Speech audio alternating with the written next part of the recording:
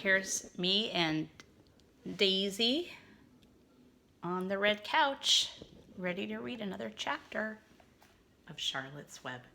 This is chapter 9, and the title is Wilbur's Boast.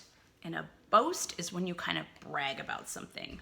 So I'm wondering if Wilbur's going to brag about something and say how good he is about something in this chapter. A spider's web is stronger than it looks. Although it is made of thin, delicate strands, the web is not easily broken.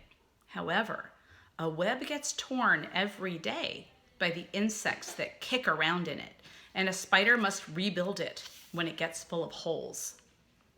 Charlotte liked to do her weaving during the late afternoon, and Fern liked to sit nearby and watch. One afternoon, she heard a most interesting conversation and witnessed, that means saw, a strange event.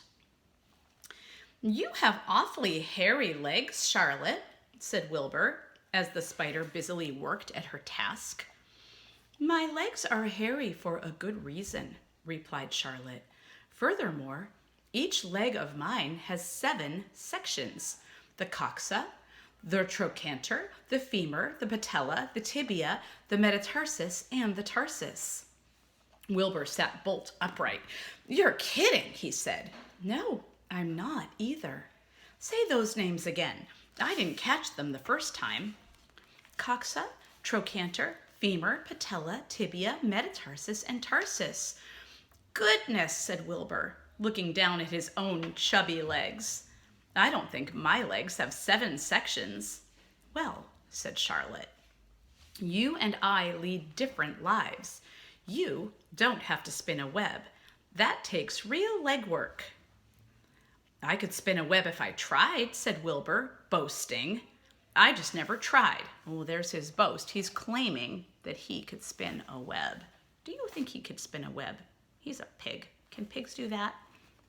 But that's what he said. He said, "I could spin a web if I tried. I've just never tried." "Let's see you do it," said Charlotte. Fern chuckled softly, and her eyes grew wide with love for the pig. "Okay," replied Wilbur. "You coach me, and I'll spin one. It must be a lot of fun to spin a web. How do I start?" "Take a deep breath," said Charlotte, smiling. Wilbur breathed deeply. "Now, climb to the highest place you can get to, like this." Charlotte raced up to the top of the doorway. Wilbur scrambled to the top of the manure pile. "Very good," said Charlotte. "Now, make an attachment with your spinnerets, hurl yourself into space, and let out a drag line as you go down." Wilbur hesitated a moment, then jumped out into the air. He glanced hastily behind to see if a piece of rope was following him to check his fall, but nothing seemed to be happening in his rear, that means in the back of him, and the next thing he knew, he landed with a thump. "Oomp," he grunted. Charlotte laughed so hard her web began to sway. "What did I do wrong?" asked the pig when he recovered from his bump. "Nothing," said Charlotte. "It was a nice try." "I think I'll try again," said Wilbur cheerfully. "I believe what I need is a little piece of string to hold me." The pig walked out to his yard. "You there? Oh, you there, Templeton?" he called. The rat poked his head out from under the trough. "Got a little piece of string I could borrow?" asked Wilbur. "I need it to spin a web." "Yes, indeed," replied Templeton, who saved string. "No trouble at all. Anything to oblige." He crept down into his hole, pushed the goose egg out of the way, and returned with an old piece of dirty white string. Wilbur examined it. "That's just the thing," he said. "Tie one end to my tail, will you, Templeton?"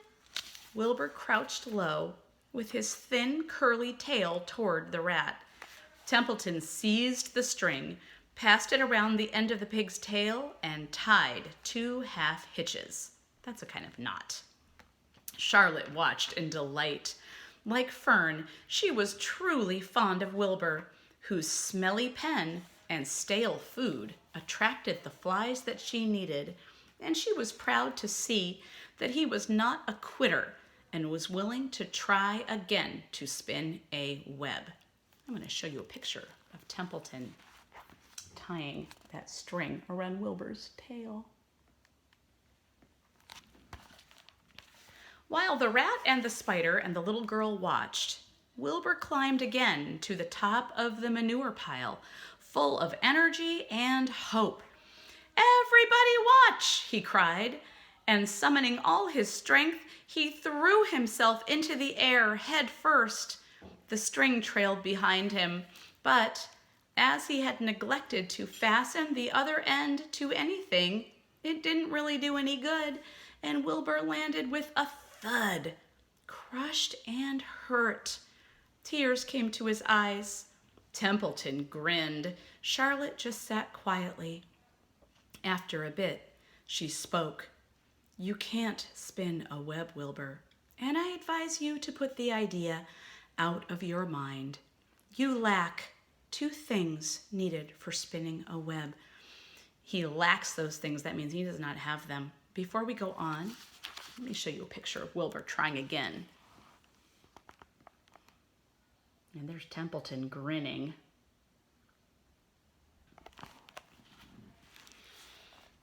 "You lack 2 things needed for spinning a web," said Charlotte. "What are they?" asked Wilbur sadly. "You lack a set of spinnerets, and you lack know-how. But cheer up, you don't need a web. Zuckerman supplies you with 3 big meals a day. Why should you worry about trapping food?" Wilbur sighed. "You're ever so much cleverer and brighter than I am, Charlotte. I guess I was just trying to show off. Serves me right." Templeton untied his string and took it back to his home. Charlotte returned to her weaving. "You needn't feel too badly, Wilbur," she said. "Not many creatures can spin webs. Even men aren't as good at it as spiders." I think by men she means people. People used to say men more instead of people, but I think they mean men and women. Even men aren't as good at it as spiders, although they think they're pretty good, and they'll try anything. Did you ever hear of the Queensboro Bridge? Wilbur shook his head. "Is it a web?" "Sort of," replied Charlotte. "But do you know how long it took men to build it? 8 whole years. My goodness, I would have starved to death waiting that long. I can make a web in a single evening." "What do people catch in the Queensboro Bridge? Bugs?" asked Wilbur. "No," said Charlotte. "They don't catch anything. They just keep trotting back and forth across the bridge, thinking there is something better on the other side. If they'd hang head down at the top of the thing and wait quietly, maybe something good would come along. But no, with men it's rush, rush, rush every minute. I'm glad I'm a sedentary spider." "What does sedentary mean?" asked Wilbur. "Means I sit still a good part of the time and don't go wandering all over creation. I know a good thing when I see it, and my web is a good thing. I stay put and wait for what comes. It gives me a chance to think." "Well, I'm sort of sedentary myself, I guess," said the pig. "I have to hang around here, whether I want to or not. You know where I'd really like to be this evening?" "Where?" "In a forest, looking for beech nuts and truffles and delectable roots, pushing leaves aside with my wonderful strong nose, searching and sniffing along the ground, smelling, smelling, smelling." "You smell just the way you are," remarked a lamb who had just walked in. "I can smell you from here. You're the smelliest creature in the place." Wilbur hung his head. His eyes grew wet with tears. Charlotte noticed his embarrassment, and she spoke sharply to the lamb. "Let Wilbur alone," she said. "He has a perfect right to smell, considering his surroundings. You're no bundle of sweet peas yourself. Furthermore, you are interrupting a very pleasant conversation. What were we talking about, Wilbur, when we were so rudely interrupted? Oh, I don't remember, said Wilbur. It doesn't make any difference. Let's not talk any more for a while, Charlotte. I'm getting sleepy. You go ahead and finish fixing your web, and I'll just lie here and watch you. It's a lovely evening. Wilbur stretched out on his side. Twilight settled over Zuckerman's barn, and a feeling of peace. Twilight is that time of day when the sun is starting to go down and it's getting a little bit dark. That's the time of day it was. Fern knew it was almost supper time, but she couldn't bear to leave. Swallows passed on silent wings in and out of the doorways, bringing food to their young ones. From across the road, a bird sang, "Whippoorwill, whippoorwill." Lurvy sat down under an apple tree and lit his pipe. The animals sniffed the familiar smell of strong tobacco. Wilbur heard the trill of the tree toad and the occasional slamming of the kitchen door. All these sounds made him feel comfortable and happy, for he loved life and loved to be a part of the world on a summer evening. But as he lay there, he remembered what the old sheep had told him. Do you remember what the old sheep told him? The thought of death came to him, and he began to tremble with fear. "Charlotte," he said softly. "Yes, Wilbur." "I don't want to die." "Of course you don't," said Charlotte in a comforting voice. "I just love it here in the barn," said Wilbur. "I love everything about this place." "Of course you do," said Charlotte. "We all do." The goose appeared, followed by her 7 goslings. They thrust their little necks out and kept up a musical whistling like a tiny troop of pipers.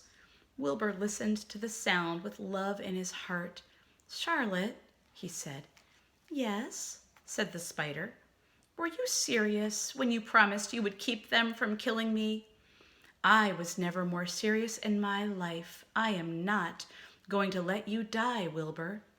"How are you going to save me?" asked Wilbur, whose curiosity was very strong on this point. "Well," said Charlotte vaguely, "I don't really know, but I'm working on a plan." "That's wonderful," said Wilbur. "How is the plan coming, Charlotte? Have you got very far with it? Is it coming along pretty well?" Wilbur was trembling again, but Charlotte was cool and collected. "Oh, it's coming all right," she said lightly. "The plan is still in its early stages and hasn't completely shaped up yet, but I'm working on it." "When do you work on it?" begged Wilbur. "When I'm hanging, head down, at the top of my web. That's when I do my thinking, because then all the blood is in my head." "I'd be only too glad to help in any way I can." "Oh, I'll work it out alone," said Charlotte. "I can think better if I think alone." "All right," said Wilbur, "but don't fail to let me know if there's anything I can do to help, no matter how slight." Slight means little. He wants to help even if it's just a little. "Well," replied Charlotte, "you must try to build yourself up. I want you to get plenty of sleep and stop worrying. Never hurry and never worry. Chew your food thoroughly and eat every bit of it, except you must leave just enough for Templeton. Gain weight and stay well. That's the way you can help. Keep fit and don't lose your nerve. Do you think you understand?" "Yes, I understand," said Wilbur. "Go along to bed then," said Charlotte. "Sleep is important." Wilbur trotted over to the darkest corner of his pen and threw himself down. He closed his eyes. In another minute he spoke. "Charlotte," he said. "Yes, Wilbur." "May I go out to my trough and see if I left any of my supper? I think I left just a tiny bit of mashed potato." "Very well," said Charlotte, "but I want you in bed again without delay."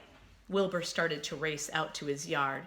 "Slowly, slowly," said Charlotte. "Never hurry and never worry." Wilbur checked himself and crept slowly to his trough. He found a bit of potato, chewed it carefully, swallowed it, and walked back to bed. He closed his eyes and was silent for a while. "Charlotte," he said in a whisper. "Yes?" "May I get a drink of milk? I think there are a few drops of milk left in my trough." "No, the trough is dry and I want you to go to sleep. No more talking.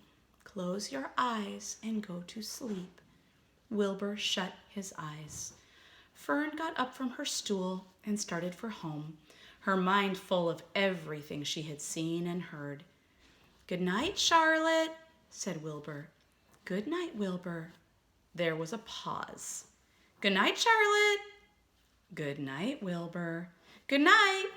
"Good night." And that is the end of chapter... What was this? Chapter 9?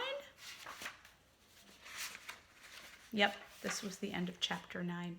I am so curious to find out what Charlotte is planning to save Wilbur. Let's keep reading to find out. I'll see you next time.